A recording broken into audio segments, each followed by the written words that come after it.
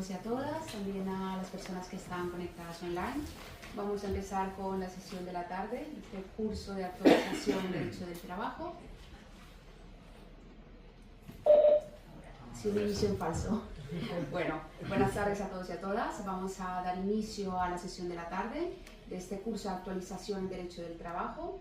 Esta tarde nos acompaña la jueza doña Mercedes Daza García, que nos va a hablar sobre el acoso laboral. Ella es magistrada juez del Juzgado de Primera Instancia de Instrucción número 2 de Montilla. Ha trabajado desde 2016 en diferentes puestos, como juez fiscal y letrada de la Administración de Justicia. Ha sido jueza sustituta en el Juzgado de Primera Instancia número 11 de Córdoba durante 4 años. Y además de ello, debo mencionar que es una prolífica escritora y artista plástica. Y esta tarde pues, nos va a dar su visión desde el ámbito de la judicatura de esta temática tan de actualidad y candente. Así que sin más le doy la palabra a mi Mercedes. Nada, pues buenas tardes, muchísimas gracias por tomar la palabra, Alessandra, y bueno, a todos los atrevidos por haber venido esta tarde tan calurosa, la verdad. Para mí es un placer que me hayan invitado en esta jornada y darle las gracias especialmente a los Federico Medina y a Federico Navarro, que les tengo muchísimo aprecio. Bueno, y a Estefano y a José María, que son con los que más contacto tengo. Bueno, pues mi ponencia se basa en la tutela constitucional frente al acoso laboral y claro, lo primero que tendríamos que preguntarnos es ¿qué entendemos por acoso laboral? Pues el acoso laboral, también conocido como mobbing o mobbing, según quien lo pronuncie, porque a mí me pronunciación es terrorífica, se define en términos generales como un hostigamiento sistemático, reiterado, contra uno o varios trabajadores mediante conductas que atentan contra la integridad, la intimidad y la permanencia en el empleo. Se trata de un fenómeno que aparece en la década de los años 80 y el psicólogo Heli Lehmann viene a caracterizarlo como una forma de violencia psicológica extrema en el ámbito laboral y que se lleva a cabo durante unos ataques frecuentes, suele ser por largo tiempo, y establecía Lehmann que un mínimo de unos 6 meses, y que es ejercido además de forma deliberada sobre la persona del trabajador, y subrayando además la posición de poder asimétrica donde el acosador cuenta con más recursos evidentemente y más autoridad que la propia víctima. Con el tiempo, pues distintos autores, países han ido adoptando terminología. En España se habla también de expresiones como acoso moral, acoso psicológico, psicoterror laboral o simplemente acoso laboral. Una de las definiciones que sí es verdad que me gustaría destacar es la de la psiquiatra María Franz Irigoyen, bueno, quien conceptualiza el acoso moral en el trabajo como cualquier manifestación de una conducta abusiva, sean comportamientos, palabras, actos, gestos, escritos, que puedan atentar contra la personalidad, la dignidad, la integridad física o psíquica de un individuo o poner en peligro su empleo o degradar el clima del trabajo. Pues desde la óptica jurídica y constitucional tenemos que distinguir este acoso laboral de otros tipos de conflictos laborales ordinarios. Es decir, no se basa en meras desavenencias, ¿no? Sino que tiene que haber una sistematicidad de esas conductas y evidentemente una intención o un efecto lesivo. Y efecto lesivo que afecta a la integridad física o moral consagrada en el artículo 15 de nuestra Constitución española. Y es que es cierto que el acoso laboral es multiforme, es un fenómeno que puede afectar a muchísimos derechos fundamentales. Por mencionar ejemplos, el derecho al honor e intimidad en el artículo 18, como podemos ver en calumnia, intromisiones en la propia vida personal, discriminaciones por raza, sexo, religión, evidentemente consagrada en el artículo 14 de nuestra Carta Magna. El artículo 20, libertad de expresión, como puede ser el aislamiento, la represalia, la incomunicación del propio trabajador, y así como el derecho a la tutela judicial efectiva, y esto es muy importante en su vertiente de garantía de indemnidad, porque como veremos ha sido una novedad establecida actualmente en el año 2025. Y aparte de los derechos fundamentales, ¿no? Nuestra Constitución pues, consagra el artículo 40.2, que establece velar a los poderes públicos por la seguridad, la higiene en el trabajo, lo cual incluye una prevención de riesgos psicosociales que, como son el acoso, que estoy segura que nos van a hablar nuestros compañeros que vienen posteriormente. El origen de este maltrato, aunque ha sido probablemente existe desde que existe el trabajo organizado, la toma de conciencia como científica y jurídica aparece a finales del siglo XX, sobre todo en la década de los años 90, principios del año 2000, que es cuando se acoge al término mobbing o acoso laboral y se empieza a difundir en toda Europa. Instituciones internacionales, estatales, reconocen esta problemática. Por ejemplo, en 2001 la propia Comisión Europea adopta una definición, la Organización Mundial de la Salud, la Agencia Europea de Seguridad y Salud del Trabajo emiten directrices, y muy importante destacar el convenio 190 de la Organización Internacional del Trabajo sobre la eliminación de la violencia, el acoso en el mundo del trabajo, incorporando la perspectiva de género y una obligación activa de los propios Estados miembros para prevenir, sancionar y reparar estas situaciones. Y además este convenio entraría en vigor en 2021 y aunque ha sido ratificado por España, sin embargo todavía no se ha producido su transposición. Todo ello, evidentemente, establece una concienciación internacional sobre la necesidad de prevenir y sancionar estas conductas, ¿no? En España el despertar institucional lo apreciamos en el Instituto Nacional de Seguridad y Higiene, o actualmente conocido como el INS, que ya establece notas de prevención técnica en los años 90, y a nivel judicial es a partir de los años 2000 cuando se interponen las demandas, y destacar la sentencia del Juzgado de lo Social número 2 de Girona, la sentencia 374/2002.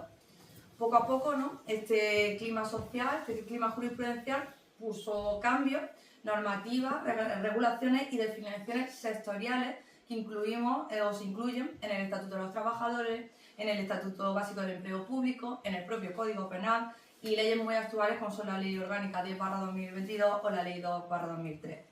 En definitiva, esto nos implica a los jueces una coordinación interpretativa, sin duda alguna. Y el Tribunal Constitucional, eso es muy importante, ha venido a decir que este derecho, esta cosa laboral, no puede suponer una zona franca exenta de derechos, ¿no? El trabajador es un ciudadano más con derechos fundamentales y ese derecho, ese respeto a la dignidad humana es inderogable en el ámbito laboral igualmente.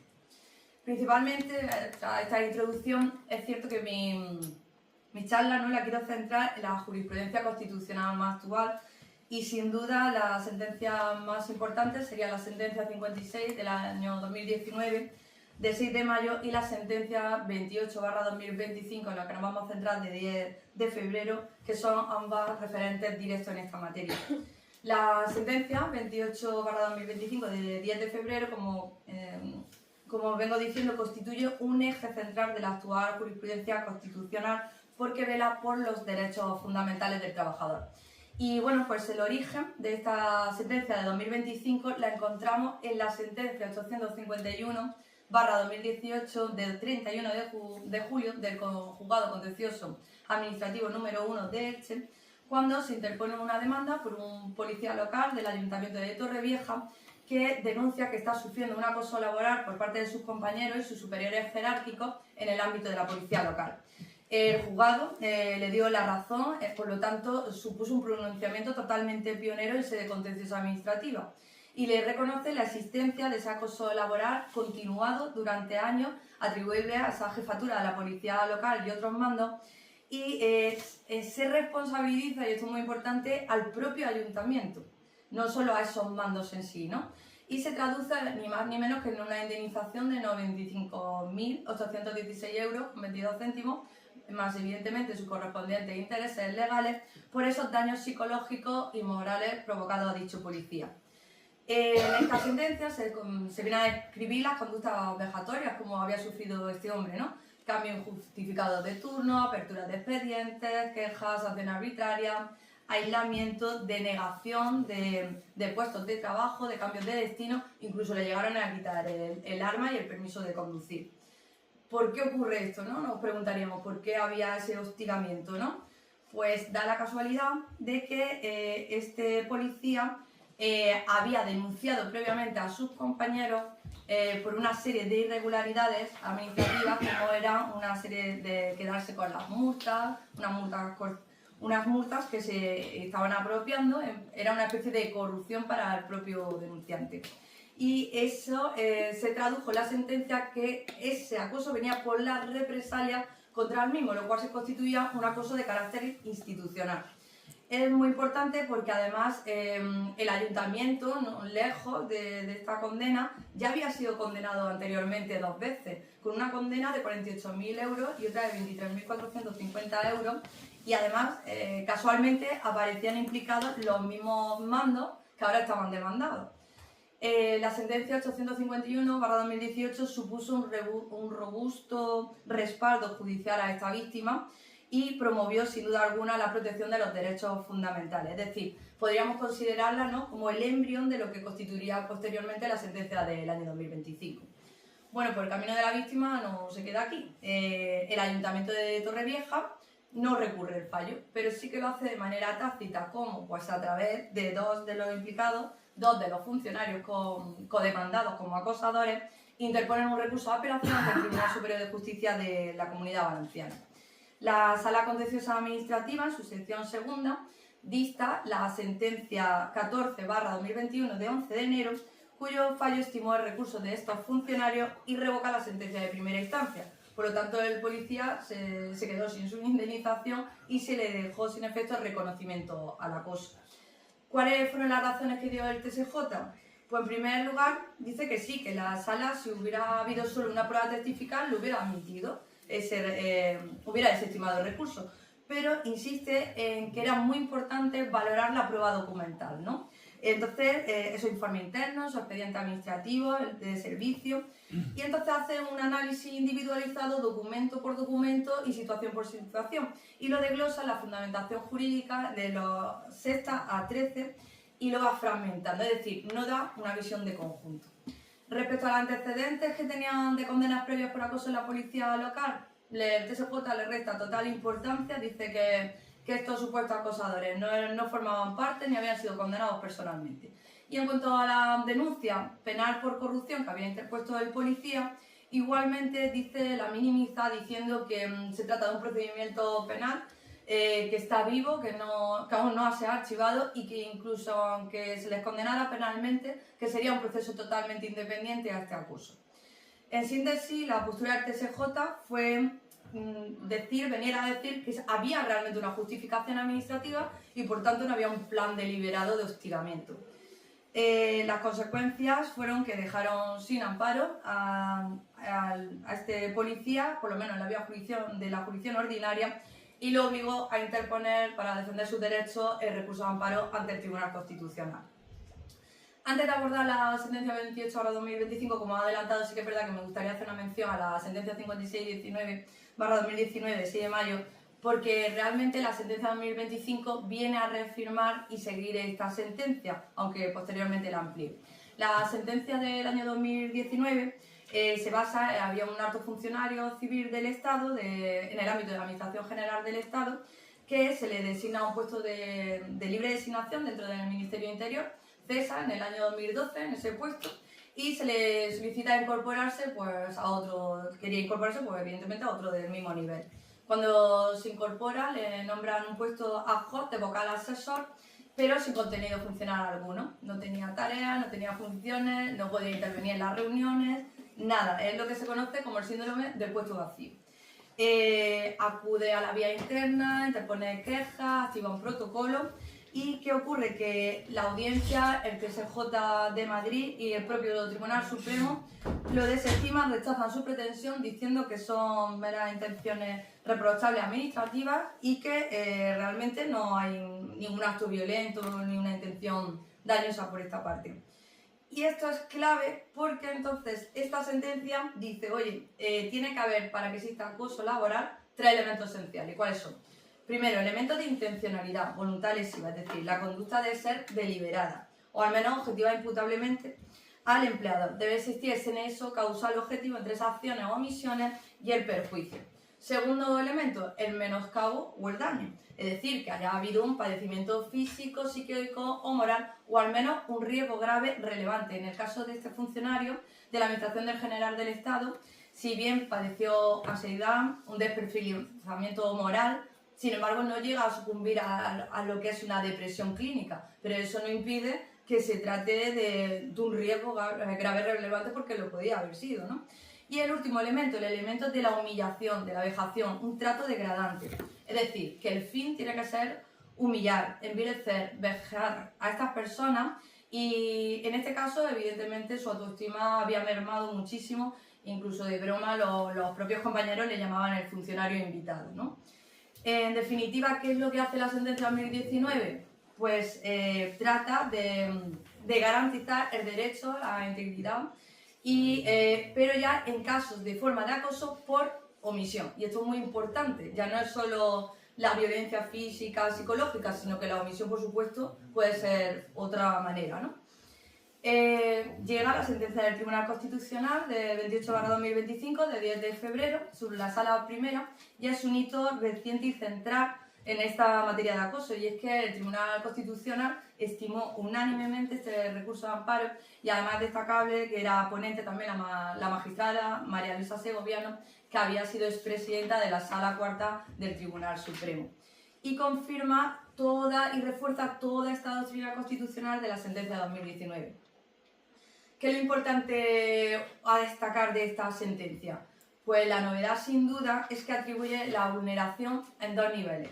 Por un lado, dice, la administración le culpa a la administración, al Ayuntamiento de Torrevieja porque incurre tanto en un acoso laboral activo como omisivo. Y por otro lado, también culpa la actuación del propio TSJ de Valencia. Esto es muy importante, ¿no?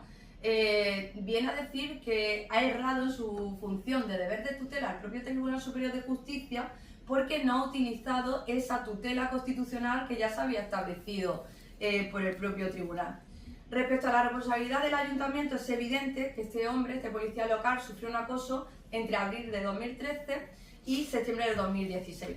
Los hechos probados que sirven de base a la sentencia del Tribunal Constitucional de 2025 son prácticamente idénticos a los de la primera instancia del juzgado de lo contencioso.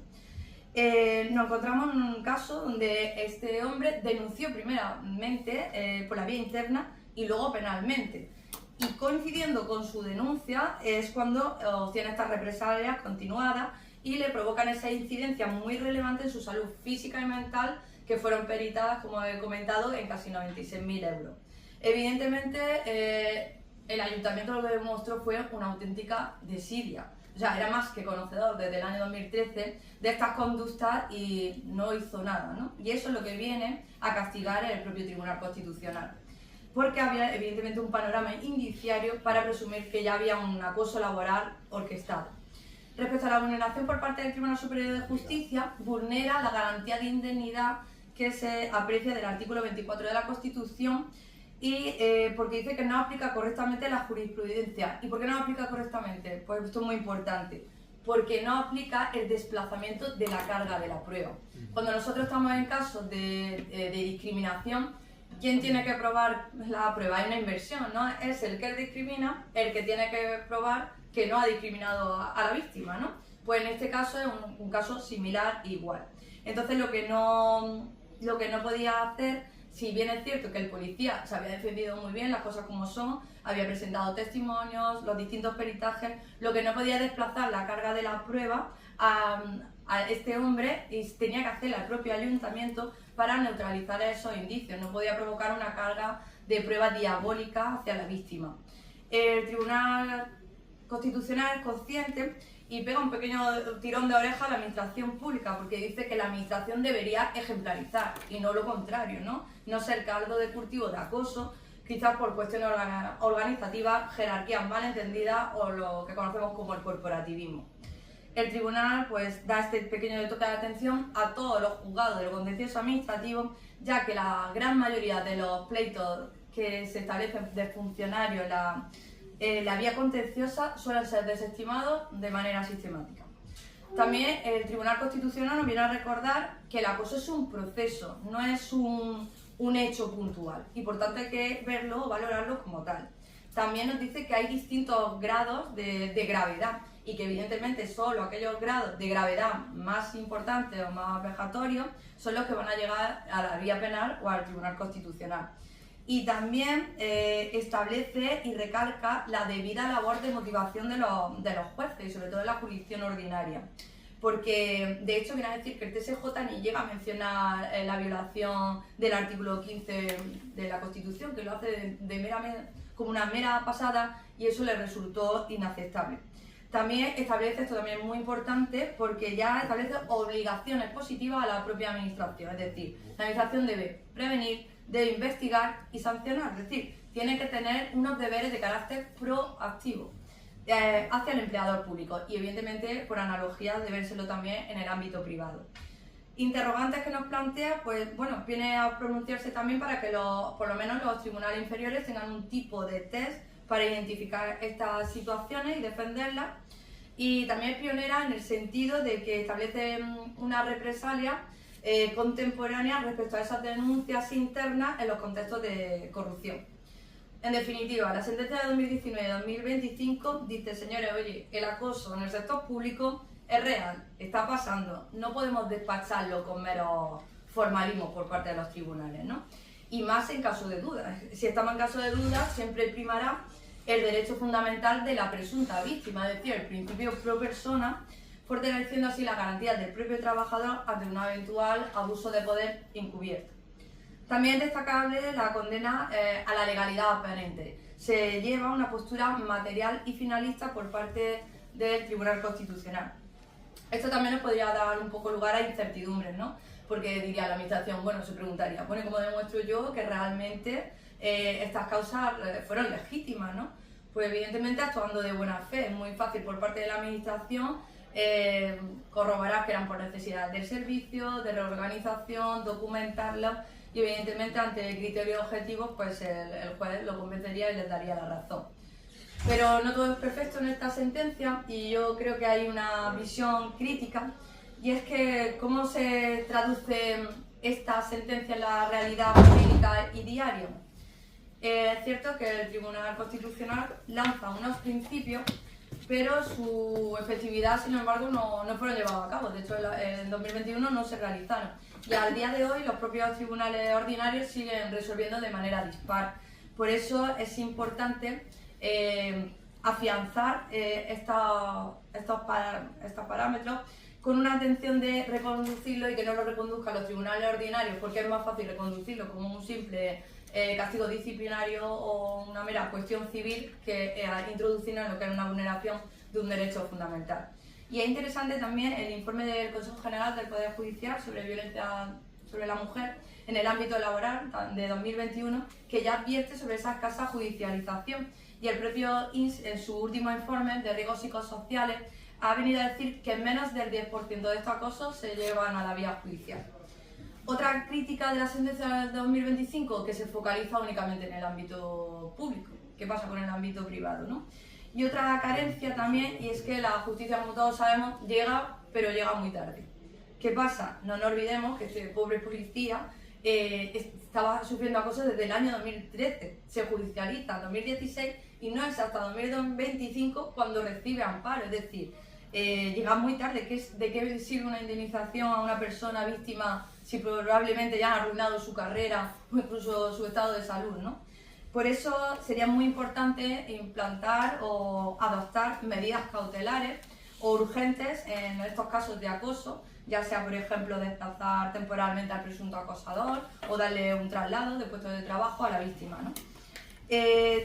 También es destacable que, aunque lo dice vagamente y hubiera sido preferible que hubiera ahondado más en ese terreno el propio Tribunal Constitucional, habla de los protocolos internos. Los protocolos internos, como una vía primaria, debería dársele muchísima más prioridad, entiendo yo.